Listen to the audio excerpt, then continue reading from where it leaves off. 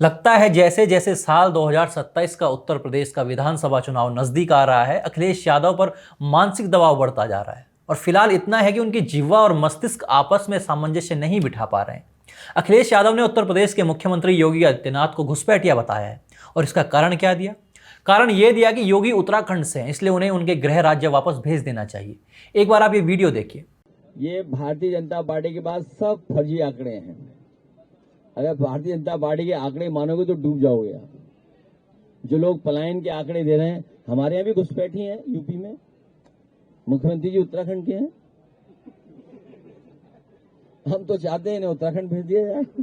दरअसल कुछ दिन पहले केंद्रीय गृह मंत्री अमित शाह की ओर से कुछ राजनीतिक दलों पर घुसपैठियों को वोट बैंक के रूप में इस्तेमाल करने का आरोप लगाया गया, तो अखिलेश यादव को पीड़ा हो गई, जबकि गृह मंत्री ने किसी का नाम नहीं लिया था। लेकिन अखिलेश यादव ने यहां बड़ी चालाकी से घुसपैठ की परिभाषा ही बदलने का प्रयास किया। चलो, तथ्य स्वीकार किया कि योगी आदित्यनाथ का जन्म उत्तराखंड में हुआ और ये एक फैक्ट है, इसे बदला नहीं जा सकता। लेकिन क्या इस आधार पर योगी आदित्यनाथ घुसपैठिए हो गए? क्या भारत में एक राज्य से दूसरे राज्य में जाने वाले लोग अखिलेश यादव के अनुसार घुसपैठी हैं? उनके इस लॉजिक के अनुसार तो फिर उनकी धर्मपत्नी पौड़ी गढ़वाल उत्तराखंड की डिंपल यादव उर्फ डिंपल रावत भी घुसपैठिया कहलाई जाएंगी। हम तो नहीं मानते, लेकिन अखिलेश यादव जी को मानना पड़ेगा कि उनके घर में घुसपैठ हुई है। मुलायम सिंह यादव के दोनों बेटों ने अपनी शादी उत्तराखंड से की, तो इसका क्या अर्थ माना जाए कि मुलायम सिंह यादव ने अपने परिवार में घुसपैठ को तरजीह दी है?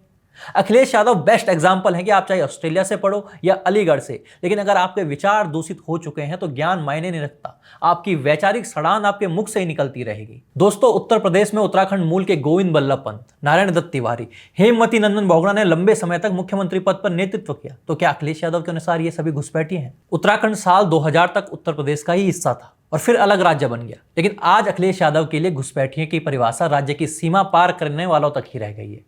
और ये कोई व्यंग्य या कटाक्ष नहीं है। अखिलेश यादव उन सभी घुसपैठियों को कवर फायर दे रहे हैं जो सच में देश की सीमा फांद कर हमारे यहाँ घुसकर हमारे संसाधनों पर बोझ बन रहे हैं और फिर समाजवादी पार्टी जैसे दलों का वोट बैंक बन रहे हैं। इन पर कार्रवाई होना ही अखिलेश यादव की असली पीड़ा है। दोस्तों, देखा जाए तो उत्तर प्रदेश में घुसपैठ अब एक गंभीर समस्या बन चुकी है। खासकर अखिलेश यादव के समय से नजरअंदाज किया गया। कई इलाकों में घुसपैठिए परमानेंटली बस गए थे।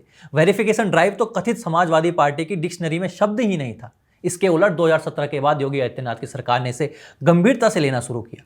रोहिंग्या और बांग्लादेशी घुसपैठियों के खिलाफ कार्रवाई की गई, सरकारी जमीनों पर कब्जा को हटाया गया। इसलिए आज जब ये मुद्दा उठता है तो अखिलेश यादव के जख्म हरे हो जाते हैं, इसलिए वो मुख्यमंत्री को घुसपैठिया कह रहे हैं।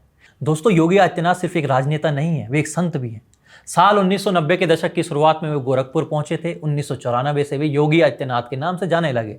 सिर्फ 26 वर्ष की उम्र में 1998 में पहली बार गोरखपुर से सांसद बने और लगातार 5 बार लोकसभा चुनाव जीते। साल 2014 में महंत अवैधनाथ के निधन के बाद योगी आदित्यनाथ गोरखनाथ मठ के पीठाधीश बने, यानी उत्तर भारत की सबसे प्राचीन और प्रभावशाली मठ परंपरा के प्रमुख। गोरखनाथ मठ पिछले कई दशकों से बिना भेदभाव के सेवा कार्यों में लगा हुआ है। खुद योगी आदित्यनाथ ने इन कार्यों के जरिए गोरखपुर और पूर्वांचल के लाखों लोगों के बीच एक छवि बनाई है। अब ऐसे व्यक्ति को जो दशकों से उत्तर प्रदेश में रहकर, काम करके, सेवा करके और यहाँ की जनता का प्रतिनिधित्व करके मुख्यमंत्री बना हुआ है, उसे घुसपैठिया कहना सिर्फ राजनीतिक बचकानापन नहीं, बल्कि हिंदू परंपरा और संत परंपरा दोनों का अपमान है।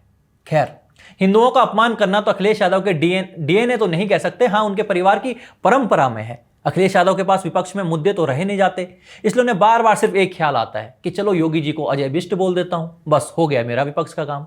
योगी आदित्यनाथ किसी राजनीतिक परिवार की देन नहीं है, वे स्वयं बने हैं, तप और कर्म से बने हैं। अखिलेश यादव अकूत संपत्ति के मालिक है, विदेश से पढ़कर आए हैं और वंशवाद के बेस्ट एग्जाम्पल है। अगर वे मुलायम सिंह यादव के बेटे न होते तो पता नहीं क्या कर रहे होते और कैसे कर रहे होते। अखिलेश यादव जैसे नेताओं की सबसे बड़ी समस्या यह है कि जब कोई व्यक्ति वंश की वैसाखी के बिना ऊंचाई छूता है तो वो उन्हें असहज कर लेता है। उनकी खींच ही यही है कि कैसे एक सामान्य परिवेश से निकला हुआ साधु पिछले 8 साल से 25 करोड़ जनता को संभाले हुए है।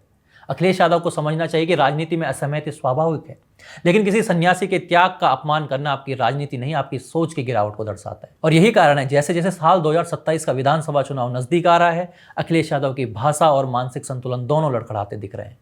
आप बने रहिए हमारे साथ, देखते रहिए द पेपलेट। धन्यवाद।